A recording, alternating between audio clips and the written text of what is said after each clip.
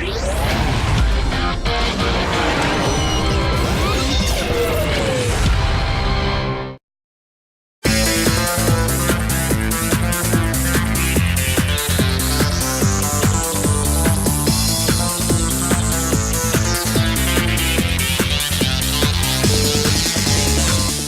the short summer break, the men of Maranello have returned to work with a double header coming up on the championship calendar, with races on the next 2 consecutive weekends at Spa and Monza Park, the last 2 races of the Formula One World Championship to take place in Europe.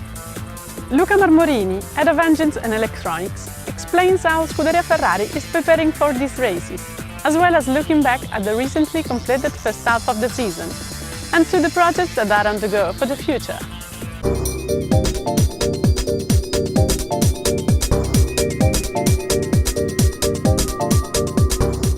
Work now starts again after a 2-week break. Are you ready and refreshed? Can you really rest your mind in 2 weeks? Oh, surely 2 weeks have been great for recharging our batteries. 2 weeks are not a long time, but surely it's due to the fact that with this break, all the Formula One activities stopped.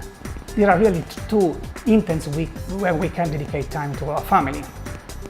If this time is good enough for refreshing, completing our minds, it's difficult. We don't want to lose concentration, so our mind is always preparing ourselves for the next challenge to come. And also sometimes in relaxing environment, far from daily routine job, good ideas can come as well. We go straight into 2 races that are very tough on the engines, with Spa followed by Monza. How does one tackle such a punishing schedule? Spa and Monza are 2 very challenging tracks for powertrain. 2 where the important engine power is higher in terms of lap time. We have not a lot of freedom to modify engine to increase power, but still we can work on fuel and lubricants, for example. We can work intensively on decreasing performance degradation through the engine life. Monza is a very quick track. The wide open throttle percentage is the highest in all the championship. So this is a very challenging chance for engine to show how good it is.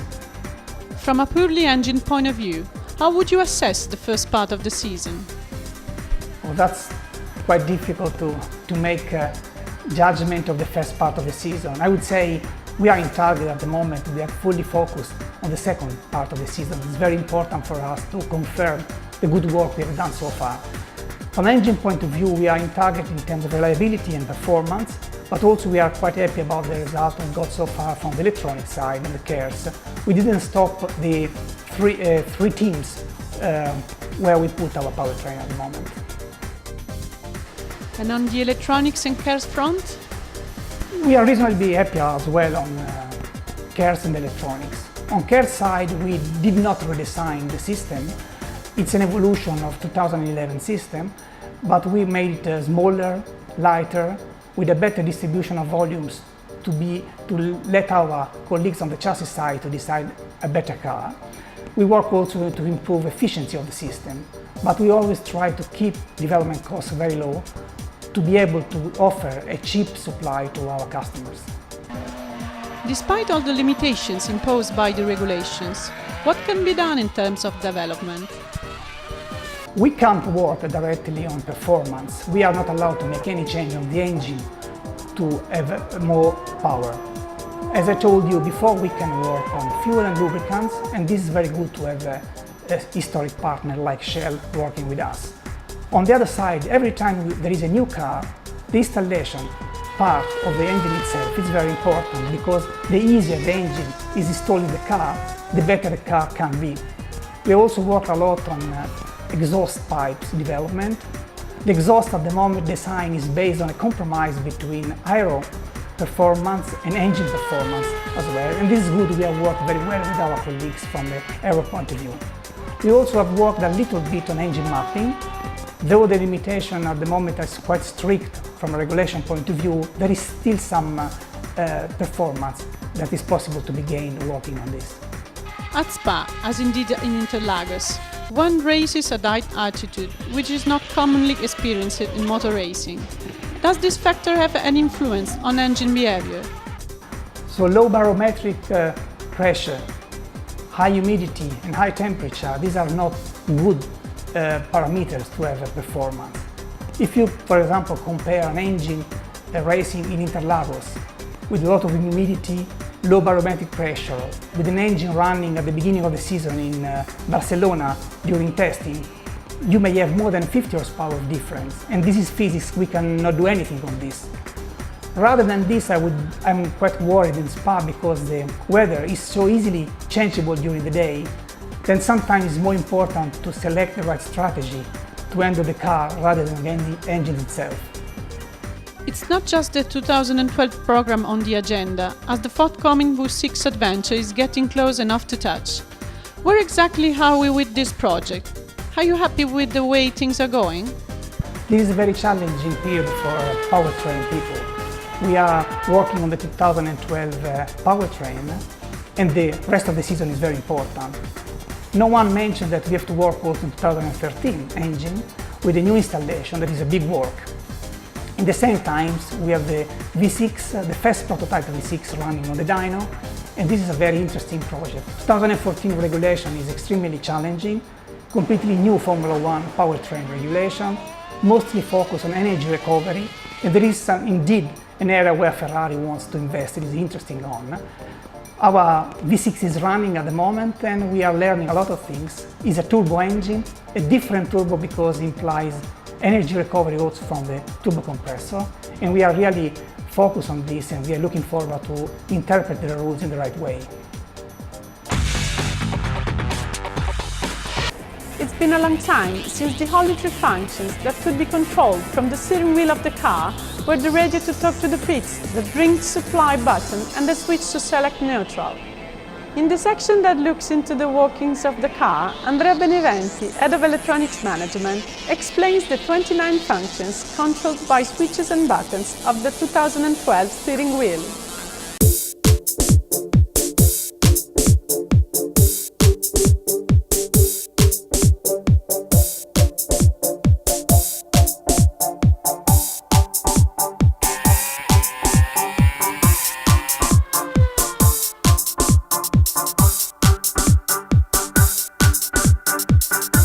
This is Fernando Alonso's steering wheel used on the 2012 car, and as you know, the steering wheel is the interface between the driver and the car, and it's used to manage all the system, electronic systems that are on the car.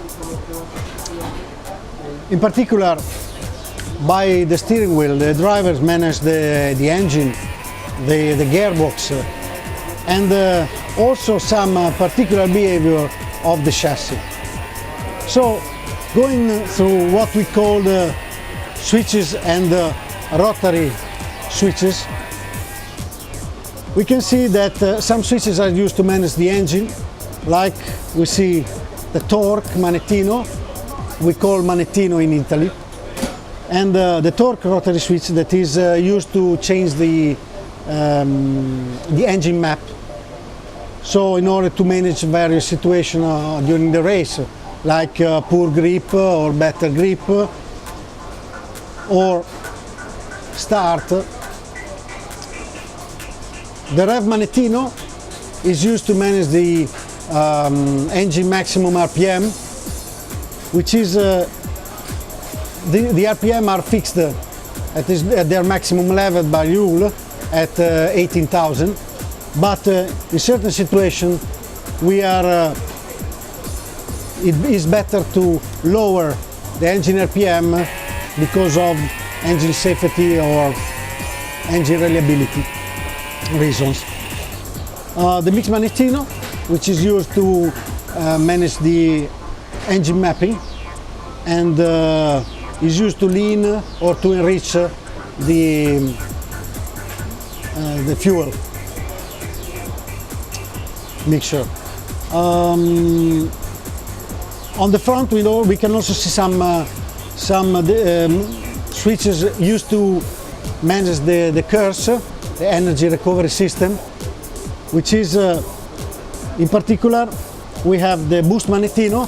We manage by means of this, by means of which the driver manages how much torque the curse has to deliver, the charge manettino, which is the switches by means of which the driver manages how much the batteries of the cars are recharged under braking. This is in a very comfortable position to be moved because it affects the handling of the car during braking. Then we have also some other switches that are used to for the management of they are used for the management of the gearbox, like neutral button. When the car is in first gear, by pressing the neutral button it goes into neutral, and obviously the two main gear shift switches, which are one for going up on gear shift and going down.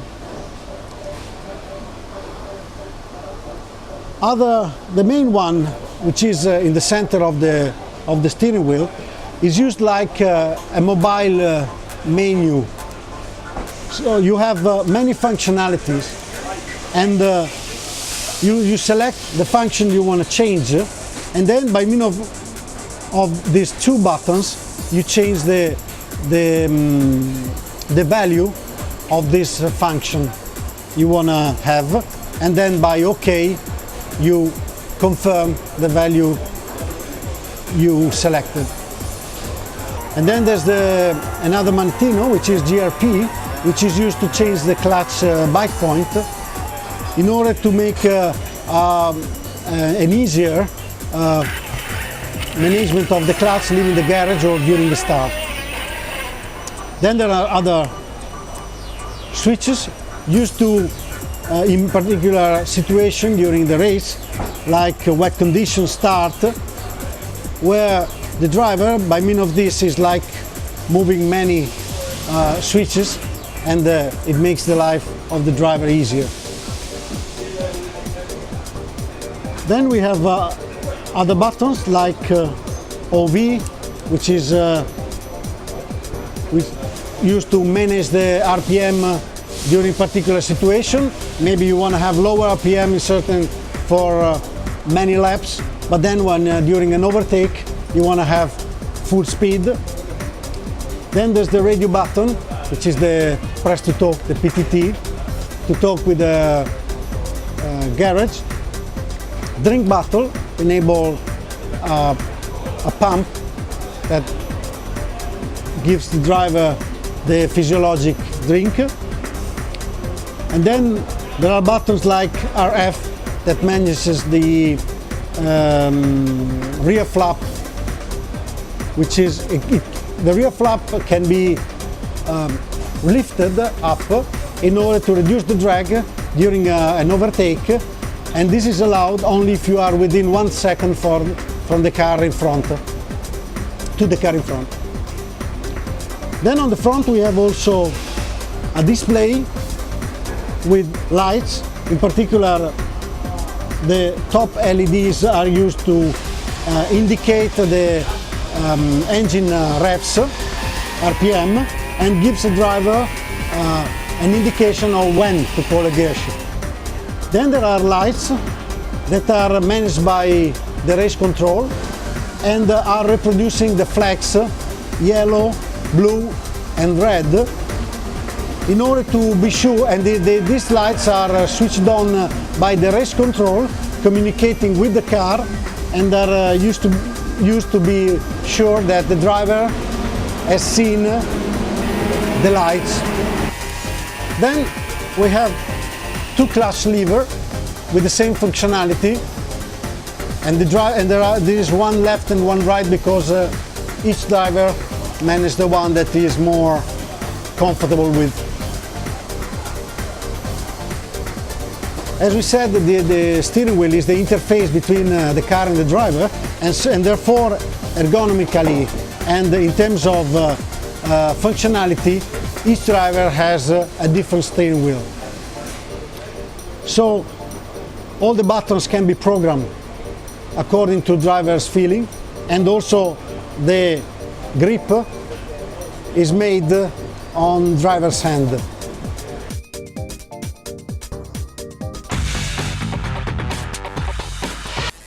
completing the first edition of the Formula One alphabet. With help from Scuderia Ferrari technicians, today we look at the meaning of camber, setup and weight distribution. Camber refers to the wheel geometry that you have on the front and rear wheels, and it's the angle, the vertical angle from the floor. We put more camber, classically, to have more lateral cornering force on the tyre. So if, for example, you have turning understeer, where the car doesn't turn as sharply as you want, you can add more front camber, so more negative camber, which means more inclined front wheel angle, and this should give you less understeer. That's camber. Setup. What we call the setup of the car is how we adjust all of the parts, all of the settings to suit one circuit or another. So the first and most obvious thing we change that you can see from the outside is the wings, the amount of wings we carry on the car. So in Monaco, at a very low speed track, we will have our biggest wings we can to push the car as hard as it can into the racetrack. At our home race in Monza, it's a very high speed track, so we'll have our smallest wings to get the maximum speed at the end of the straight. The things you don't see, we change the springs, we change the cambers, we change all the suspension adjustments to help the car suit the particular track we're working at, and indeed the weather conditions or the track conditions as the grip increases. So that is the job of the race engineers, Rob and Andrea, to give that information to the mechanics who do the work on the car to make it best suit the racetrack. Okay, the weight distribution of a Formula One car is the amount of weight on the front axle compared to the rear axle. So on a normal car, if we hold it in the middle, it's basically pretty well balanced. So this means it has a 50% weight distribution. The further you move the weight towards the rear wheels, the more the weight distribution is going to the rear. If you only had to accelerate out of a corner, you want to accelerate fast, you move your weight distribution to the rear. So if you only had to go down in a straight line, you would always have the weight right to the back of the car. When you're going around a circuit, unfortunately, you have to come to a corner, which means you actually need to turn in. So you need to have the weight distribution more towards the front, and unfortunately we can't move it during running. So we have the weight distribution around about the centre of the car. Now in Formula One nowadays, in the last few years, there's been a restriction as to where you can put the weight distribution. The idea is to save money. So every team has to fix the weight distribution at 46%. You are then allowed 0.5% either way to balance your car. And the way you do this is by moving the ballast, or you move the suspension. And the cheapest way is to move the ballast. So that's what we use as a setup tool at the track. Scuderia Ferrari Racing News will be back on Wednesday, September 5th, with a preview of the Monza race and much more.